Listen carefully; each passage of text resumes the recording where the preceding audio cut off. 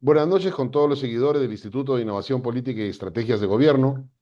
Reiniciando las entrevistas a candidatos en estas elecciones 2026-31, tenemos el gusto de tener la presencia del congresista y candidato a la Cámara de Diputados, Diego Bazán Calderón, a quien volvemos a tener en el Instituto de Innovación Política después de 5 años, dado que lo tuvimos ya en su primera candidatura al Congreso.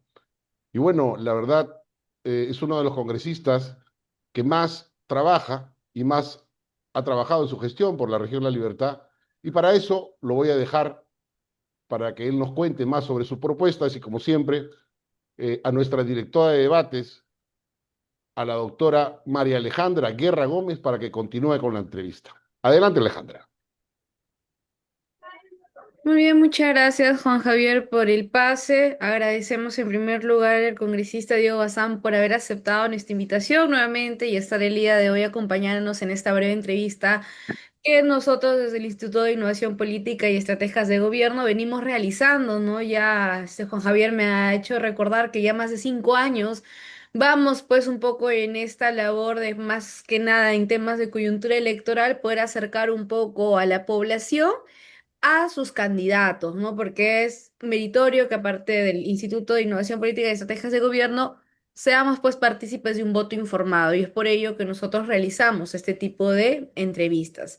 En ese sentido, pues ya habiendo agradecido tanto a Juan Javier, nuestro presidente del instituto, como a nuestro invitado en esta noche, el congresista Diego Bazán, quiero darle luz a la palabra para que pueda en primer lugar pues saludar a toda nuestra audiencia, a todos nuestros que nos siguen desde las redes sociales y aquellos que van a ver este video para que puedan conocer un poco mejor. Entonces, vamos a empezar saludando.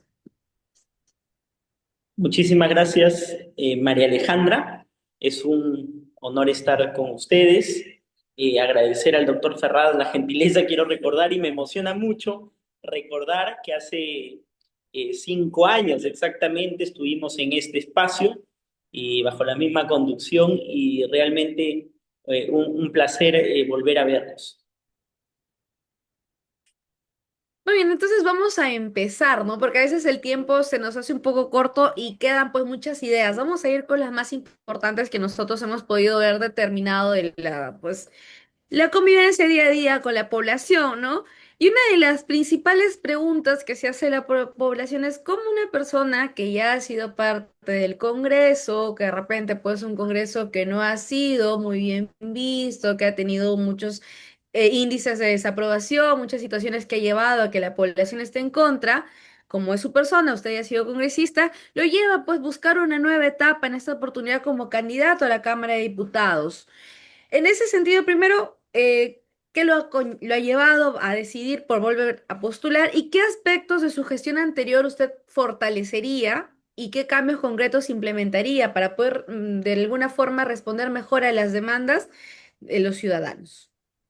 Mira, yo voy a ser muy concreto en este tema porque la razón principal es que los proyectos que hemos impulsado, el trabajo que hemos realizado, debe continuar. Eso me ha hecho un llamado para continuar, esta vez desde la Cámara de Diputados, que es un trabajo muy similar al del congresista de la República, al del parlamentario. Mi gestión se ha desarrollado en estos más de 4 años con trabajo contundente y consecuente. Yo hablo con hechos, no solo palabras, y decirle a la región La Libertad que no todo en el Parlamento es malo, que se generaliza mucho. En el Parlamento hay 130 congresistas, estoy seguro que todos no son malos, que al contrario hay una gran mayoría buena en el Parlamento. Sin embargo, lamentablemente, el falso espíritu de cuerpo, el no sancionar a los que han cometido faltas o delitos ha llevado a este desprestigio del Parlamento. Pero particularmente yo he realizado un trabajo responsable. Nadie puede decir en la región La Libertad que no soy una persona honesta, que no soy una persona que trabaja todos los días y que ha tenido una fuerte presencia en la región La Libertad. Todos los parlamentarios que llegan a ser elegidos se van a vivir a Lima prácticamente y se olvidan que son elegidos por una región y que se deben a su representación regional. Yo particularmente nunca he ido a otra región que no sea La Libertad en mi semana de representación, siempre he estado presente aquí y además de ello no esperaba semana de representación.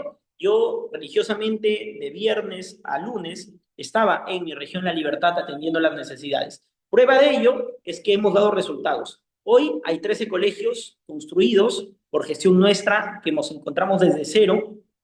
Hay 12.000 familias que hoy gozan de electrificación definitiva. Hay casi 20.000 familias en las que hemos impulsado títulos de propiedad. Hemos acelerado gestiones de diversos tipos. Hemos ayudado a las autoridades locales, a los dirigentes sociales de base. Lo hemos atendido. Soy el único parlamentario que tiene una oficina de representación parlamentaria que yo, personal, yo la pago, no me la paga el Estado. Yo la tengo en Laredo, en mi distrito natal, y todos los sábados de 9 de la mañana a 1 de la tarde atiendo a los ciudadanos que vienen a hacer una gestión, un reclamo o pedir algún apoyo, pero además de ello es una gestión y mi gestión es muy cercana a la gente. La gente que quiere contactarme lo hace por redes sociales, tiene mi teléfono, yo siempre atiendo personalmente, estoy ahí, busco cómo ayudar, busco cómo servir, cómo solucionar los problemas de la gente. Y eso me ha generado un apoyo particular en la región La Libertad que estoy seguro me va a permitir llegar nuevamente al Parlamento Nacional. Bien, sí, ¿no? Como lo mencionaba Juan Javier y usted congresista en su respuesta, si no lo conoce bien las personas, basta con buscar su nombre para ver pues los proyectos que ha impulsado, la labor que ha realizado, ¿no? En redes sociales, como menciona, podemos ver que atiende al poblador, ¿no?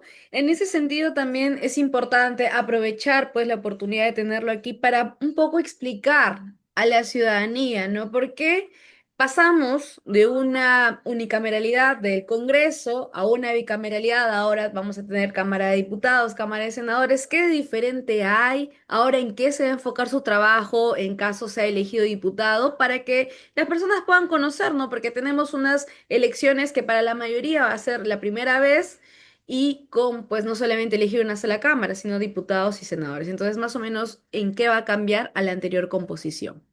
Bueno, yo he votado a favor de la bicameralidad porque soy un convencido que necesitamos mayor estabilidad política en el país.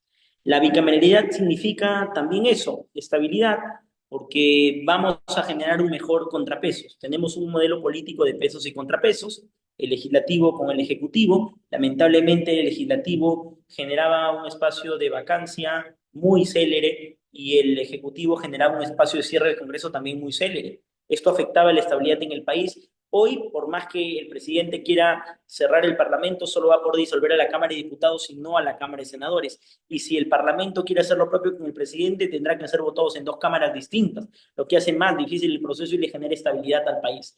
Pero además de ello, los proyectos de ley necesitan ser más sesudos y contundentes. Para eso existe la Cámara Alta, la Cámara de Senadores, que va a revisar, va a ser la Cámara revisora de los proyectos que realice la Cámara Baja, que es la Cámara de Diputados. Los diputados van a tener la misma dinámica que el congresista, sus semanas de representación, representación regional, atención más cercana al ciudadano, y la Cámara de Senadores va a tener, va a ser una cámara más reflexiva, más de trabajo de oficina, sin descuidar, por supuesto, la problemática del país, pero además va a tener la responsabilidad de escoger a los altos funcionarios del Estado.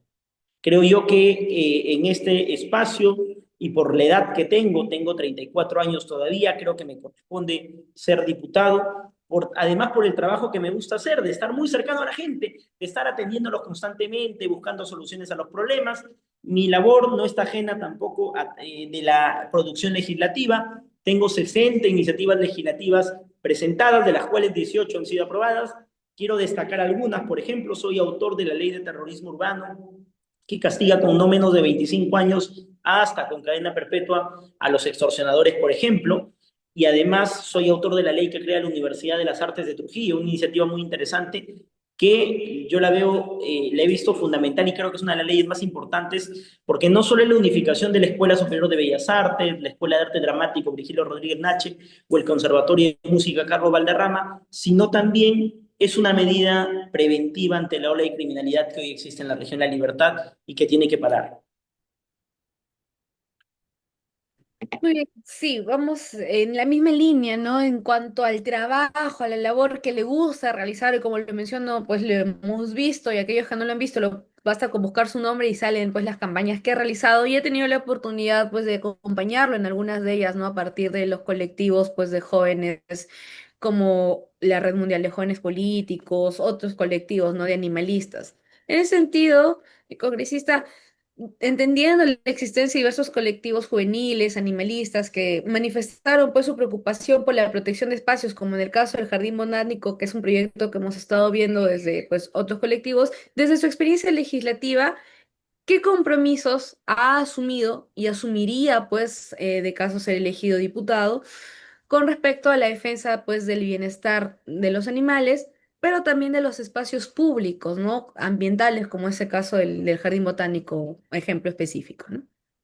Mira, soy un convencido de que tiene que haber una mayor conciencia animalista en el país. Y todo va por el tema de la educación. Hoy, lamentablemente, vivimos la ola de violencia que se vive en las calles, se ve reflejada también sobre los animalitos. Soy vicepresidente de la Mesa Animalista del Congreso de la República, una iniciativa que gesté desde el inicio, porque no existía una mesa animalista antes en la historia del Congreso. La iniciamos desde cero, hemos tenido iniciativas interesantes, pero sobre todo hemos hecho una fuerte defensa y lucha contra esos casos de violencia. Yo particularmente y mi despacho está muy abocado, por ejemplo, a denunciar los actos de violencia contra los animales en todo el país. Yo los denuncio ante Fiscal de la Nación y con mi equipo le hacemos seguimiento a estos casos, pero además una producción legislativa muy interesante. Por ejemplo, he promovido y está para votarse ya en el Pleno del Congreso el tema del SOAT animal, cuando se atropella un animalito que finalmente sea coberturado por el SOAT, y también un proyecto que recién he presentado para que los albergues sean pasibles de poder recibir donaciones y luego estas sean descontadas de los impuestos a través de la SUNAT.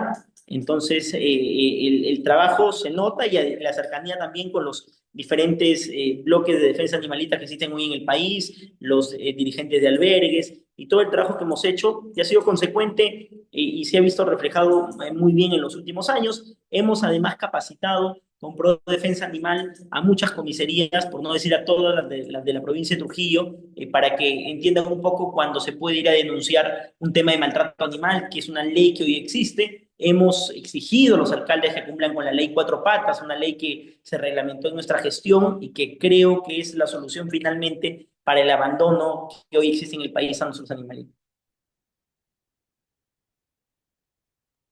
Bien, y en relación al tema de los espacios públicos, Mira, soy un convencido que los espacios públicos tienen que existir porque la calidad de vida de los ciudadanos se ve reflejado en la cantidad de espacios públicos que existen.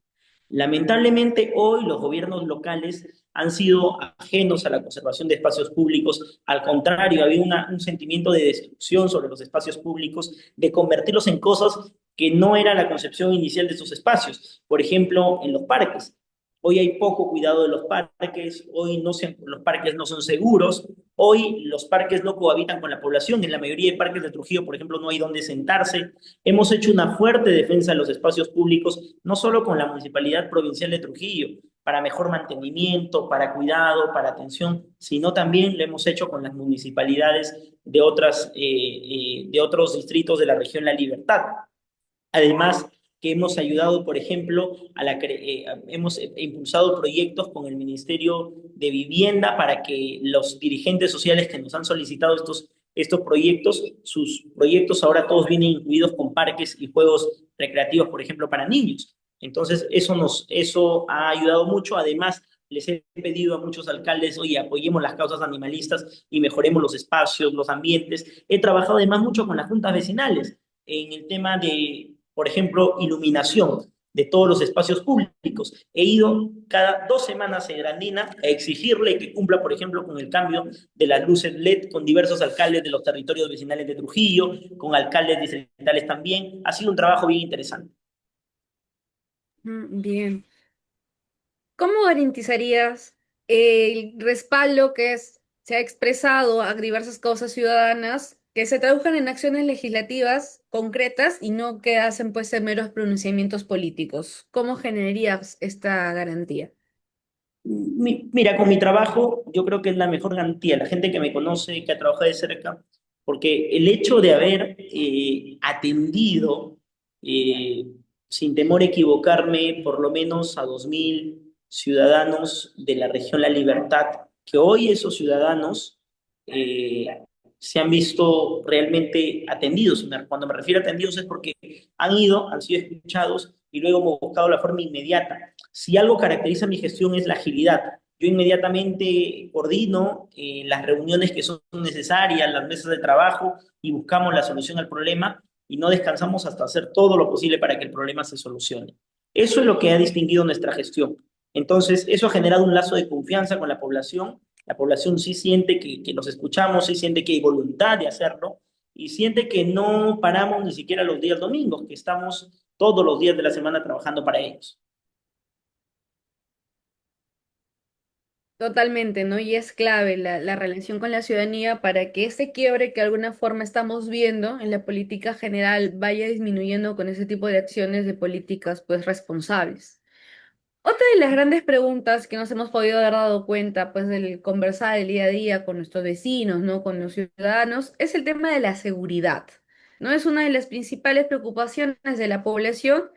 Usted ya ha sido congresista. ¿Qué balance podría hacer de las políticas impulsadas hasta ahora y qué medidas legislativas concretas propondría desde la Cámara de Diputados para enfrentar este flagelo, pues, sin vulnerar los derechos fundamentales? Soy un convencido de que por más leyes que existan, si no existe un sistema de justicia que las aplique, estas leyes solo resultan siendo letra muerta sobre papel mojado. ¿Y a qué me refiero? Me refiero a que una cifra que es clara es de que en la libertad en el año 2023 se detuvieron a 23.000 personas en flagrancia delictiva y de esas 23.000 personas, 21.500 las liberó el Ministerio Público y solo 1.500 casos llegaron a encuadrarse en el Poder Judicial. Esa es una muestra de que existe impunidad, existe un sistema de justicia que no hace su trabajo bien, pero otra cosa, si hacemos legislación comparada, nos damos cuenta que las leyes del Perú son igual o más duras que de países vecinos, por ejemplo. Entonces, ¿qué no está funcionando en el Perú? Lo que pasa es que la policía te captura, el fiscal finalmente te libera, ya sea porque tiene mucha carga procesal, ya sea porque está coaccionado, amenazado, porque el fiscal no tiene seguridad en el Perú, o la otra cosa es porque está comprado, pagado, coimiado. Y si esto sucede, nunca termina llegando al Poder Judicial y finalmente un juez no termina condenando. Nosotros, desde Renovación Popular, proponemos los sistemas de justicia paralelos. Me refiero a que las organizaciones criminales tienen que estar sí o sí manejadas por un sistema de justicia especial, ya sea, y si es posible, militar, cosa que lucharemos en el Parlamento para que se logre aprobar, y de ser posible, este sistema de justicia tenga incluso jueces sin rostro. Hay sentencias del Tribunal Constitucional que dice que mientras los jueces sean jueces de carrera, simplemente no se va a revelar su identidad, es posible la colocación de jueces sin rostro, lo que permitiría que finalmente se empiece a sentenciar. Si se aplica mi ley de terrorismo urbano, ley que he logrado que se apruebe en el Parlamento, que castiga hasta con cadena perpetua aquel que te cause miedo, terror, zozobra en la población, utilizando de repente una dinamita. Lo que ha sucedido ese día en Fátima, por ejemplo, donde una persona salió herida en esta licorería, esto sería condenado a cadena perpetua. Si es condenado a cadena perpetua, los líderes de las organizaciones criminales y los que operan, con que vayas sentenciándolos, te aseguro que los delincuentes la van a pensar dos veces y van a decir, oye, voy a dejar de hacer estos actos delincuenciales. Lo que se necesita son penas hoy efectivas. Lamentablemente, las organizaciones criminales hoy en la región de la Libertad gozan de mucho dinero, tienen la billetera muy gorda, muy cargada, tienen siempre cosas tienen para contratar a los mejores abogados hoy en el país. Y eso es lo que tenemos que, por supuesto, cuidar, y estoy seguro que el sistema paralelo de justicia es una solución importante, interesante. Bien, eso con relación al tema de la seguridad ciudadana y con relación al tema de la corrupción, que es otro flagelo pues que ataca a nuestro país y que pues, la población evalúa como algo negativo, ¿no? En cuestión al poder ir surgiendo. La corrupción está directamente relacionada con las barreras burocráticas y con el sistema burocrático que tiene hoy el país. Si tú liberas la burocracia que hoy existe en el país, si la eliminas, si simplificas los procesos, te aseguro que vas a eliminar por lo menos el 90% de la corrupción. ¿Y a qué me refiero? ¿Por qué los alcaldes tienen que pagar cuotas, cupos a funcionarios públicos para que sus proyectos avancen? Porque se ha generado un sistema muy burocrático para que finalmente los proyectos obtengan presupuesto. ¿Por qué la población se ve en la obligación de pagar una coima en una municipalidad? Porque tenemos un sistema burocrático que te impide que tú en tiempo récord puedas recibir un documento. La digitalización de los sistemas de administración pública son fundamentales para ello y es la propuesta de Renovación Popular. Inicialmente, la eliminación de ministerios, que hoy, lamentablemente, lo único que hacen es generar más burocracia, creo que es una solución. Nuestro presidente Rafael López Aliaga propone solo 6 ministerios que convivan con todo el aparato público, pero además de ello, la verdadera descentralización. Que tú no tengas que esperar de que Lima te dé la aprobación cuando algo lo puedes solucionar a nivel regional. Eso es fundamental también para evitar la corrupción. Y además está decir que ahora el Ministerio Público tiene que entrar en reorganización.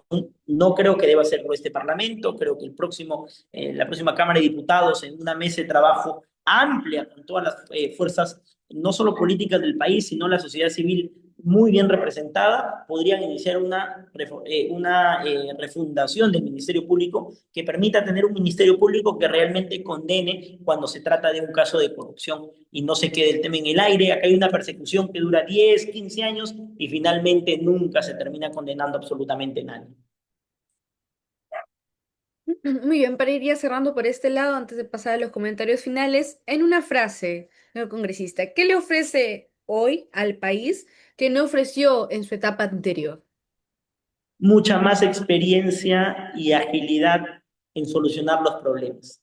Estos 4 años me han permitido conocer el aparato público de principio a fin.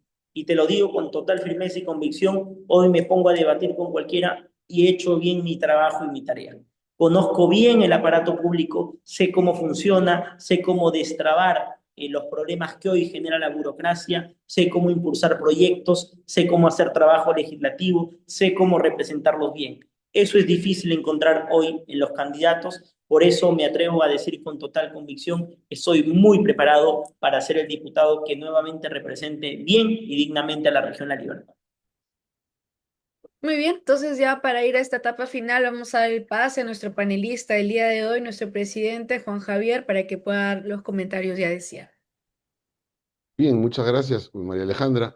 Eh, Queremos desde el instituto señalar que nosotros no tenemos, digamos, filiación partidaria con ningún partido, pese a que cada uno de los miembros tiene su propio corazón partidario y nos dedicamos a reconocer los actos de las autoridades. En este caso, se señala lo que se señaló al inicio, porque el congresista Diego Bazán Calderón ha cumplido con las 3 funciones para las que ha sido elegido: la principal de legislar, la segunda de representar y por último la de fiscalizar.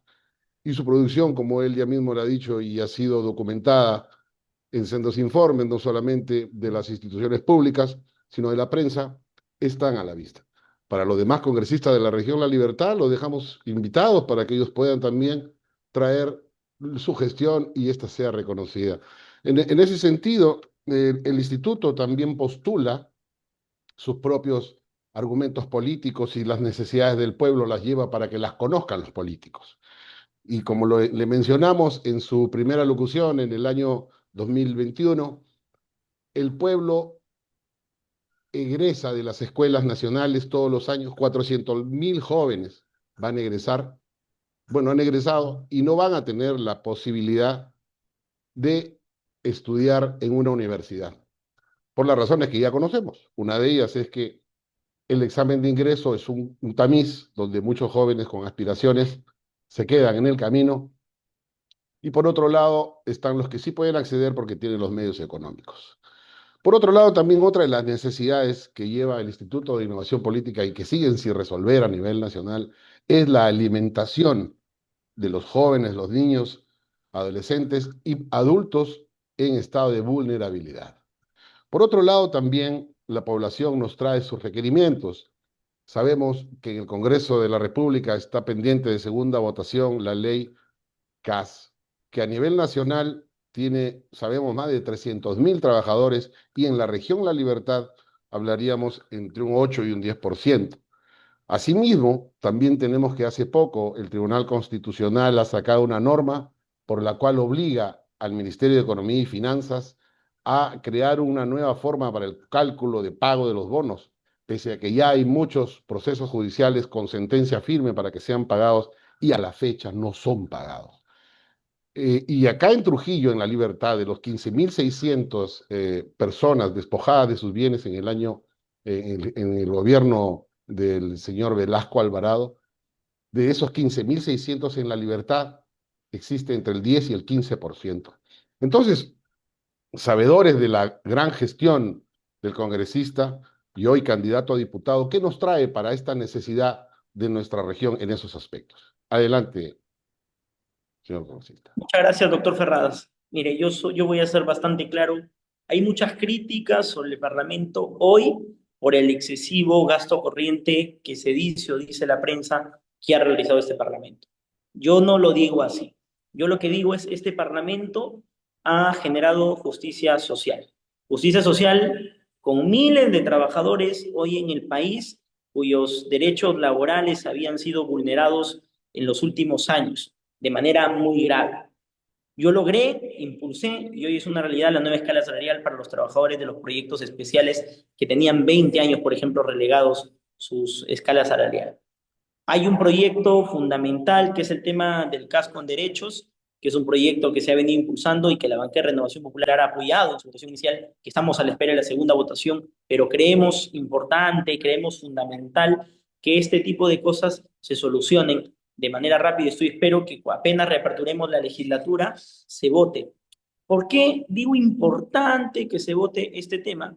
Porque estamos cumpliendo con los CAS que hacen un trabajo similar al de otros trabajadores del sector público y que lamentablemente están relegados en sus derechos. Pero además de ello, cuando se dice el Estado, el gobierno no tiene el dinero para pagar esos derechos sociales, yo creo que sí se puede, que el MEF puede buscar mecanismos. Hoy, por ejemplo, los ingresos de la minería son abundantes. No es loco pensar, no es loco decir, al contrario, es muy responsable decir, aumentemos un punto, por ejemplo, el impuesto a la renta, a las regalías mineras. Con eso se pagaría indiscutiblemente la carga social que hoy tiene el Estado. ¿Y qué debemos hacer? Debemos ajustar algunos otros sectores también importantes de la economía.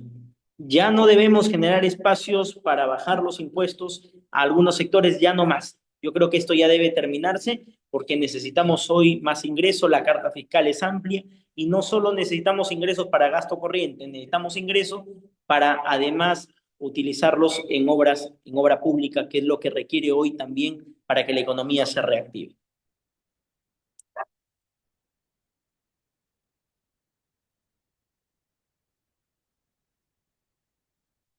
Tu ¿Nos micro. escuchan? Sí. Congresista, con respecto de los bonos que el Ministerio de Economía y Finanzas ha sido ordenado por el TC a recalcular, pese que ya hay procesos con sentencia, ¿qué le diría a todas estas personas, dado que en La Libertad de los 15.600 ciudadanos se estaría entre el 10 y el 15% en la región La Libertad?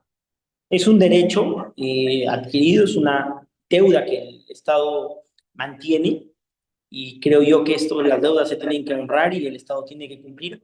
Yo coincido con la sentencia que ha emitido el Tribunal Constitucional de nuevamente permitir que se aperture el pago y ahí es precisamente el MEF que siempre ajusta, los burócratas del MEF no quieren absolutamente nada y yo estoy seguro que esto en el camino se va a ordenar y finalmente se va a cumplir con cientos de familias, no solo de la región de La Libertad, de miles en el país que hoy reclaman un justo derecho. Muy bien, señor congresista. Y para ir terminando, congresista y candidato a diputado con el número 1 por el Partido Renovación Popular, la necesidad del pueblo de educarse en el ámbito superior, dado que todos sabemos que es el abono para la gran inseguridad ciudadana que se vive hoy en día. Nosotros somos unos convencidos que no solo se necesita mejora en la calidad de la educación superior, se requiere a nivel técnico también mejorar la calidad. Hoy la educación técnica en el Perú está abandonada y tenemos que copiar modelos como en el europeo en el que ha funcionado la educación técnica muy bien, muy bien. ¿Y a qué me refiero? Me refiero a que necesitamos definitivamente hacer un trabajo para, por ejemplo, que en el instituto que está en Virú se debe enseñar carreras técnicas vinculadas a la agricultura, a la parte pecuaria, por ejemplo, a la agroexportación, a la exportación, y en institutos como por ejemplo los de Patás se enseñen carreras vinculadas a la minería, por ejemplo, o al tema metalúrgico, y solo así, y cogiendo el modelo que ha tenido, por ejemplo, que tiene TechSoup en este momento, se va a poder lograr el objetivo. Entonces, estamos claros de esto, lo queremos hacer y estamos seguros que lo podemos hacer, y es el planteamiento que ha generado Rafael López Aliaga. Muy bien, señor congresista. Y para cerrar, el tema sobre el fracaso que ha tenido Caliwarma y sobre la deficiente alimentación que reciben los jóvenes, niños y adultos en edad vulnerable. El tema es muy sencillo. Caliwarma o el programa de alimentación escolar PAE que hoy existe no debe comprar más a proveedores novatos. ¿Y a qué me refiero? No es posible que estemos alimentando a nuestros niños con conservas de marcas como Don Simón, Don Juan, Don Pedro, cuando existen el mismo producto de proveedores mayoristas nacionales que garantizan la calidad del producto. Esto tiene que permitir que se aperturen los mercados. Y lo otro es que no se puede concentrar la compra en grandes compras, porque eso no te va a generar mejor precio cuando el precio en el mercado es solo uno. Lo que se debe hacer es, por ejemplo, descentralizar los presupuestos a nivel incluso local, y a través de Compra Mi Perú, un programa que ya existe, se pueda vender absolutamente todos estos productos. Muy bien. Queremos agradecer del Instituto de Innovación Política y Estrategia de Gobierno la presencia del congresista y candidato a la Cámara de Diputados con el número 1 por el Partido Renovación Popular, a quien dejo en el uso de la palabra para que nuestra directora de debates y vicepresidente del Instituto de Innovación Política de Gobierno invite para que deje su mensaje final. Adelante, María Alejandra. Muchas gracias, Juan Javier. Muchas gracias también al congresista por nuevamente haber aceptado nuestra invitación y estar de acá después de 5 años con nosotros. Me despido de todos nuestros público que nos está viendo, todos aquellos que quieren, pues, buscan mayor información sobre esta coyuntura electoral, y dejo pues en uso de la palabra a nuestro congresista Diego Bazán, candidato pues a diputado, para que pueda despedirse de toda nuestra audiencia. Muchísimas gracias por tan grata entrevista. Yo quiero recordar que esta vez vamos a votar con muchos casilleros, y para no confundirnos me gustaría explicar. El primer casillero, la foto de Rafael López Aliaga y la letra R, Renovación Popular, una X en cualquiera de los dos recuadros. Luego vendrá los casilleros para Senado Nacional, hay 2 casilleros, se pueden elegir 2 números distintos, recomendamos el 1 y el 2. Luego, para senador regional hay un solo recuadro. Nuestro candidato es Víctor León Álvarez, una persona con gran experiencia en el sector público, y es el número 1. Luego vienen los 2 recuadros para diputados y el voto para este humilde servidor escribiendo el número 1 y luego también el número 2 de la doctora Miriam Galloso. Y finalmente vienen los 2 recuadros para Parlamento Andino. Tienen la oportunidad de escoger. Recomendamos el número 1 de Mali del Pomar también. Un fuerte abrazo para todos y muchas gracias por su gentil atención. Muchas gracias y hasta una nueva entrevista en el Instituto de Innovación Política y Estrategias de Gobierno, donde nuestro trabajo es llevar información objetiva sobre los candidatos para que el voto que se emita en estas elecciones sea un voto informado. Muchas gracias con todos y hasta nuestra próxima entrevista.